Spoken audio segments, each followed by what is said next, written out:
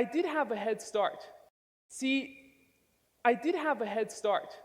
See, I did have a head start in that I did have these 4 languages that I spoke ahead of time. But there were also these 5 techniques, 5 skills, if you will, that I used that made the language learning process so much easier.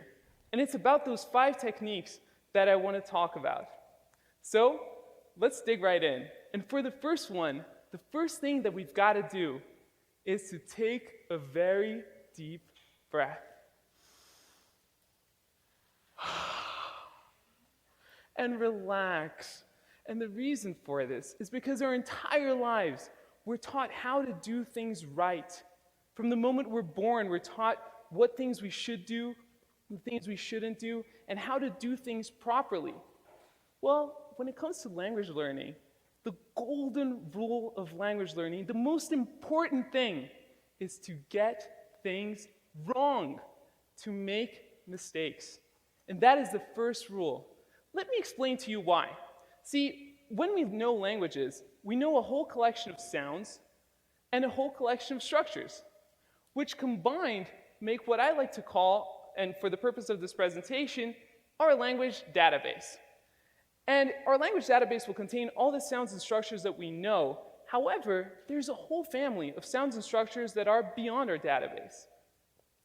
And for us to be able to embark on those and to be able to explore those, there's nothing within our database, nothing within our knowledge that will tell us when we're getting these structures right.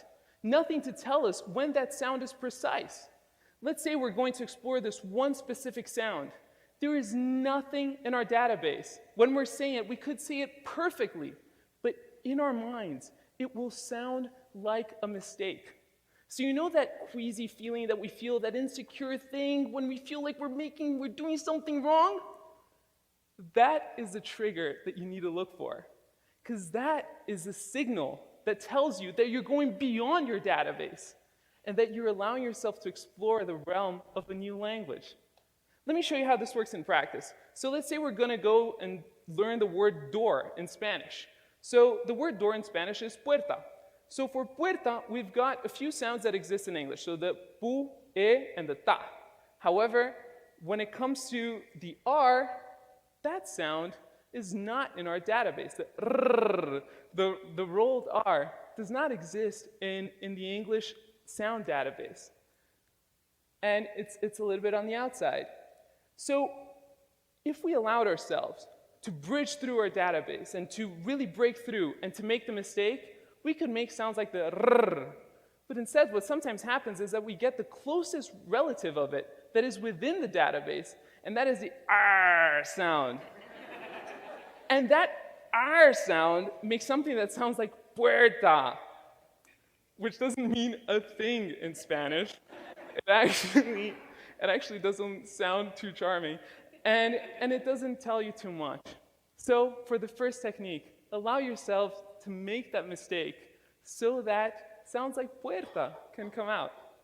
And now let's go to the second one. For the second one, I'm going to need some of your collaboration. We are going to read these 4 beautiful words, and on the count of 3. So let's start with the first one. On the count of 3. 1, 2, 3. Mao, perfect. The second one. 1, 2, 3. Perfect. Third one. 1, 2, 3. Perfect. And the third one, the fourth one. 1, 2, 3. Let me show you what happened when we did this. We get these 4 words, and we put them through a sort of American English filter, and we get something that looks kind of like this. And I'll tell you the results of that. So for the first one, mão, which means hand in Portuguese, we put it through the filter, we get mau. For the second one, we get coco, which is coconut in Portuguese, or cocô, which means poop.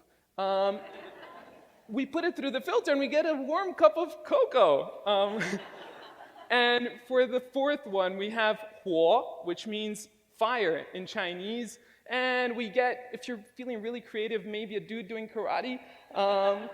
But anyways, these are they don't tell you much about how these things are pronounced. And if you think it's only one way, only if you're going from English to a different language, think about non-native speakers and try to explain to them that this is pronounced though, and that this is pronounced thought, and that even though they look almost identical, they have nothing to do with one another.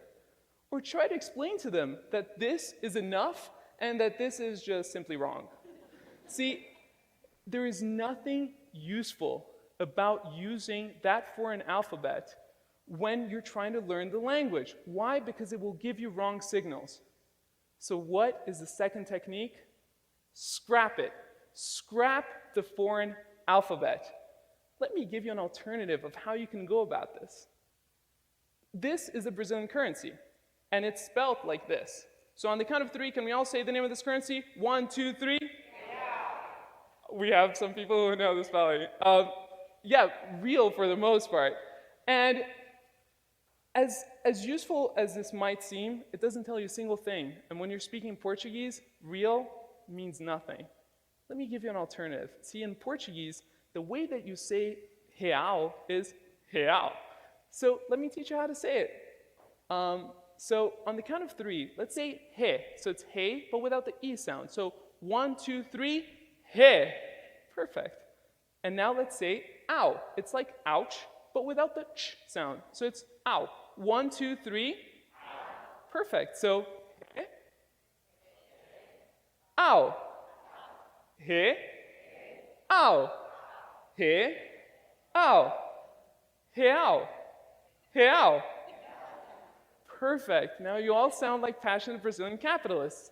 And so why would we go and use something that looks like this, that looks real, when instead you can use something that looks like this and gives you so much more information about how to say something in a foreign language? And that puts us in a really good spot, because at this point, we allowed ourselves to break through our database and to make mistakes, to go into that uncharted territory of a new language. And then we figured out how to take notation in a way that the information is actually meaningful.